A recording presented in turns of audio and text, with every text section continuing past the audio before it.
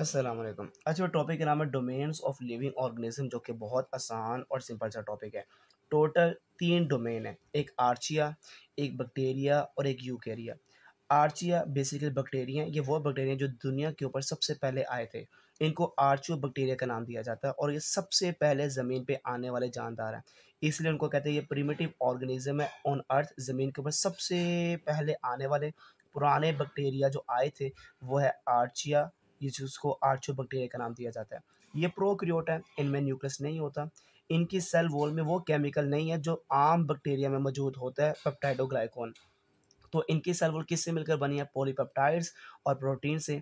इनके पर ribosomal RNA है, जिसको आरआरएनए कहा जाता है। ये ribosomal RNA same to same ऐसे ही है जो कि हमारे अंदर यूकैरियोट्स के अंदर है। तो बैक्टीरिया से ज़्यादा हमारे साथ इनका राइबोसोमल आरएनए मिलता-जुलता है। इनकी सेल मेम्ब्रेन में बहुत ही यूनिक लिपिड्स हैं। वो लिपिड्स जो आज इनको इतना काबिल बनाती हैं कि ये हर जगह पे एक्सट्रीम एनवायरनमेंट पे भी रह सकें। जैसे गर्म चश्मे हों, जहाँ पे नमकियात वाला पानी हो, तज़ाबियत हो, बेस हो, जो भी पानी होगा वहाँ पे आपको ये रहते हुए नज़र आएँगे। क्यों? क्योंकि इनको मरना या इनको मारना बहुत मुश्किल है, क्योंकि इनकी सेल मेम्ब्रेन में बहुत यूनिक क्या होती है? लिपिड मौजूद होती है। ये आज एनर्जी हासिल कहाँ से करते हैं? कहाँ से एनर्जी ऑब्टेन करते हैं? इनऑर्गेनिक कंपाउंड्स जैसे सल्फर हो गया, जैसे अमोनिया हो गया। आर्चिया फोटोसिंथेसिस परफॉर्म करते हैं, पर इनकी फोटोसिंथेसिस से ऑक्सीजन प्रोड्यूस नहीं होती। जैसे प्लांट की फोटोसिंथेसिस से ऑक्सीजन बनती है, इनकी फोटोसिंथेसिस प्लांट से रिजेंबल नहीं करती। इसी तरह हमारे पास जो एक ही आर्चर जो डोमेन है, इनमें आने वाले जो किंगडम जो कि बैक्टीरिया हैं, उसको कहते हैं किंगडम आर्चियोबैक्टीरिया, जो सबसे पुराने बैक्टीरिया हैं, ठीक है? जैसे कि एक बैक्टीरिया का नाम मेथानोजेंस है, हैलोफिल्स हैं, थर्मोफिल्स हैं, एसिडोफिल्स हैं। मेथानो देखो लफ़्ज़ बता रहा है, मेथानोजेंस, जेंस का मतलब प्रोड्यूस करने वाला, क्या? मीथेन।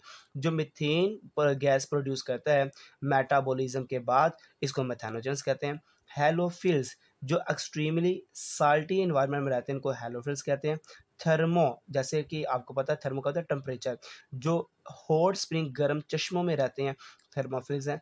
एसिडोफिल्स एसिडिक एनवायरनमेंट, जो एसिडिक एनवायरनमेंट में आपको नजर आते हैं, इनको एसिडोफिल कहते हैं। बहुत इंपॉर्टेंट ये शॉर्ट क्वेश्चन है, बहुत इंपॉर्टेंट ये एमसीक्यूज भी है। और अकेला domain archaea as a long question में भी आ जाता है, ठीक है?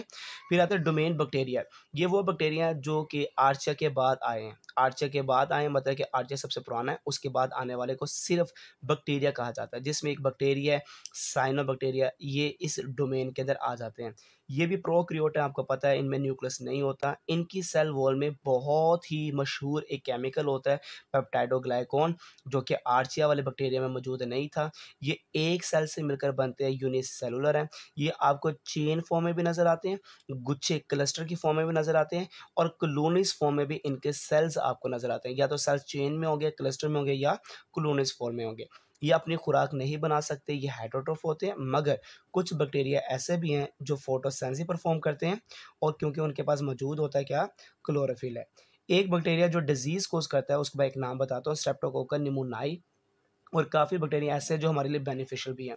ज़मीन पे कोई भी जानदार मर जाए, उसको दोबारा ज़मीन का हिस्सा बना देना, दोबारा उसके न्यूट्रिएंट और मिनरल को ज़मीन का पार्ट बना देना, जो डीकम्पोज़र कहलाते हैं, ये बेसिकली बैक्टीरिया होते हैं, जो न्यूट्रिएंट साइकिल को मेंटेन करते हैं, इसमें बहुत इंपॉर्टेंट रोल अदा करते हैं। ये बैक्टीरिया ही होते हैं जिसको डीकम्पोज़र्स का नाम दिया जाता है। दुनिया में 2 ही तो डीकम्पोज़र है, एक बैक्टीरिया, एक फंजाई है। सबसे मशहूर फंजाई और बैक्टीरिया है। इसके बाद तीसरी डोमेन है जिसका नाम यूकैरियोट है या यूकेरिया है, जो कि हमारी डोमेन है, जिसमें यूनिसेलुलर एक सेल वाले जानदार भी आपको दिखाई देंगे, मल्टी सेलुलर यूकैरियोट भी दिखाई देंगे। यूकैरियोट वो जानदार होते हैं जिनके सेल्स के अंदर न्यूक्लियस मौजूद होता है।